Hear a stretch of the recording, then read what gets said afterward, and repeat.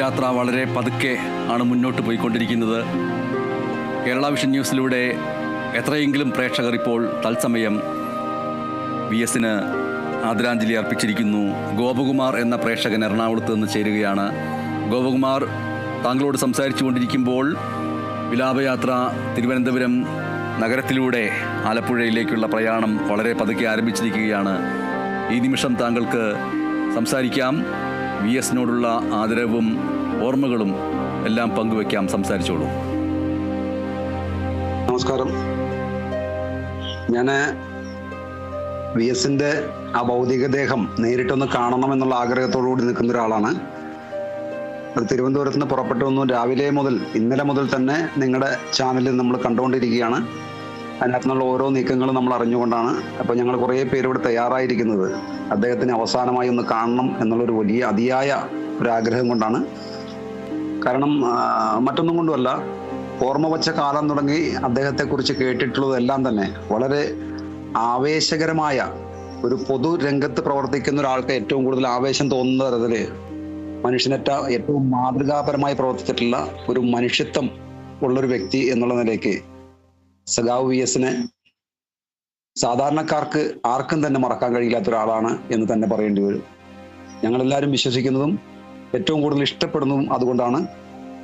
കൂടാതെ ഇന്ന് ഏറ്റവും ഒരു 5 വയസ്സുള്ള ഒരു കുഞ്ഞിനോട് പോലും അവരെല്ലാം അച്ചുമാമൻ എന്ന് വിളിക്കുന്ന തരത്തിലേക്ക് അത്രയ്ക്ക് മനുഷ്യ ഹൃദയത്തില് വേരുറച്ച ഒരു വ്യക്തിത്വം എന്നാണ് ഞങ്ങൾക്ക് അതിനെ വിശേഷിപ്പിക്കുന്നത്. അങ്ങനെ പറയാനേ കഴിയൂ.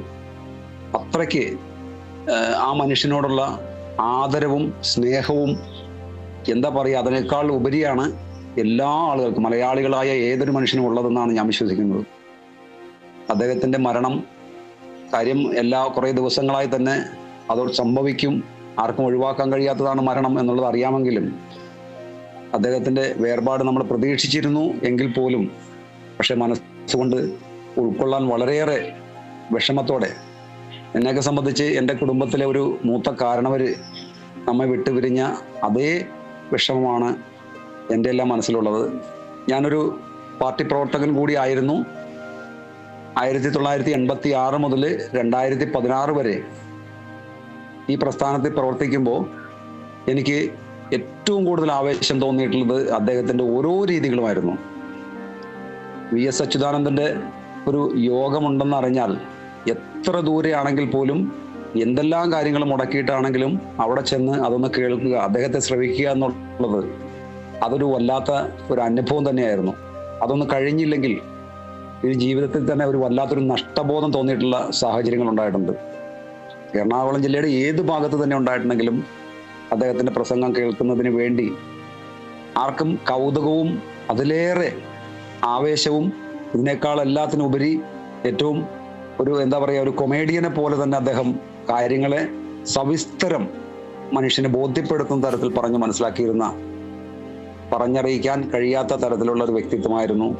ജീവിതത്തിൽ ഏറെ കഷ്ടപ്പാടുകൾ അനുഭവിക്കുന്ന ഏതൊരു സാധാരണക്കാരനും അദ്ദേഹത്തിന്റെ ജീവിതം മാതൃകയാക്കാവുന്നതാണ് എന്നാണ് ഞാനൊക്കെ മനസ്സിലാക്കുന്നത്.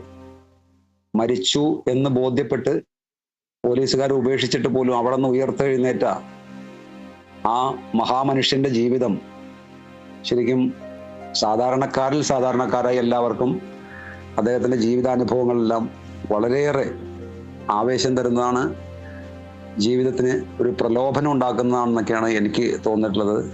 അദ്ദേഹത്തിന്റെ ആ പാവന സ്മരണയ്ക്ക് ആദരാഞ്ജലികൾ അർപ്പിക്കാൻ നിങ്ങൾ കൂടി തന്ന ഒരു അവസരത്തിന് വളരെയേറെ ഹൃദയപൂർവ്വം തന്നെ നന്ദി പറയുന്നു. പ്രിയപ്പെട്ട VS-ന് ഒരു കോടി ലാൽ സലാം പറഞ്ഞുകൊണ്ട് അവസാനിപ്പിക്കട്ടെ. നന്ദി. ശ്രീ ഗോപകുമാർ, താങ്കൾ വാക്കുകൾ കൊണ്ട് അർപ്പിച്ച ഈ ആദരാഞ്ജലി കേരള വിഷൻ ന്യൂസ് ഒപ്പം തന്നെ VS-നെ സ്നേഹിക്കുന്ന എല്ലാവരും ഹൃദയപൂർവ്വം മനസ്സിൽ ആവാഹിക്കട്ടെ എന്ന് വിചാരിക്കുന്നു. വളരെ നന്ദി ഈ നിമിഷങ്ങളിൽ സംസാരിച്ചതിന്. പതിനായിരങ്ങളാണ് രാവിലെ മുതൽ തന്നെ പ്രായഭേദമന്യേ പ്രിയപ്പെട്ട സഖാവിനെ അവസാനം നമുക്ക് കാണാനായി ദർബാർ ഹാളിലെത്തിയത്. അതിനുശേഷം ഇപ്പോൾ ഇതാ തെരുവുകളും VS-ന് വേണ്ടിയുള്ള കാത്തിരിപ്പ് എന്ന് പറയാൻ കഴിയില്ല, കാത്തുനിൽപ്പ്. അത് എത്രയോ മണിക്കൂറുകളായി തുടങ്ങിയിട്ട് ആ കാത്തുനിൽപ്പ് ഒരു നിമിഷമെങ്കിലും ആ വാഹനത്തിൻ്റെ സ്ഫടികജാലകത്തിലൂടെ തങ്ങളുടെ പ്രിയപ്പെട്ട നേതാവിൻ്റെ മുഖം ഒന്ന് ഒരു മിന്നായം പോലെയെങ്കിലും കാണാൻ കഴിഞ്ഞെങ്കിൽ എന്ന് വിചാരപ്പെട്ട് നിൽക്കുന്ന ആൾക്കൂട്ടങ്ങൾക്കിടയിലൂടെ മെല്ലെ മെല്ലെ സഞ്ചരിച്ചാണ് ആ വാഹനത്തിന് മുന്നോട്ട് പോകാൻ കഴിയുന്നത്.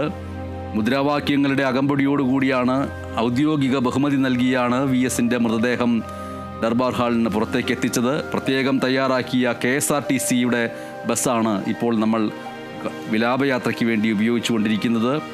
ആ ബസ്സാണ് ഇനി വിലാപയാത്രയായി ആലപ്പുഴ വരെ പോകുന്നത്, VSൻ്റെ ജന്മനാട് വരെ പോകുന്നത്.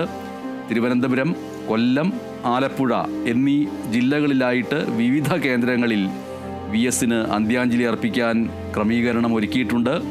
രാത്രിയോടുകൂടിയാണ് ആലപ്പുഴയിലെ വീട്ടിലെത്തുക. നാളെ രാവിലെ 9 മണിവരെ സ്വവസതിയിലും തുടർന്ന് 10 മണിയോടുകൂടി CPIM ജില്ലാ കമ്മിറ്റി ഓഫീസിലും പൊതുദർശനത്തിന് വയ്ക്കും. അതിനുശേഷം രാവിലെ 11 മുതൽ വൈകിട്ട് 3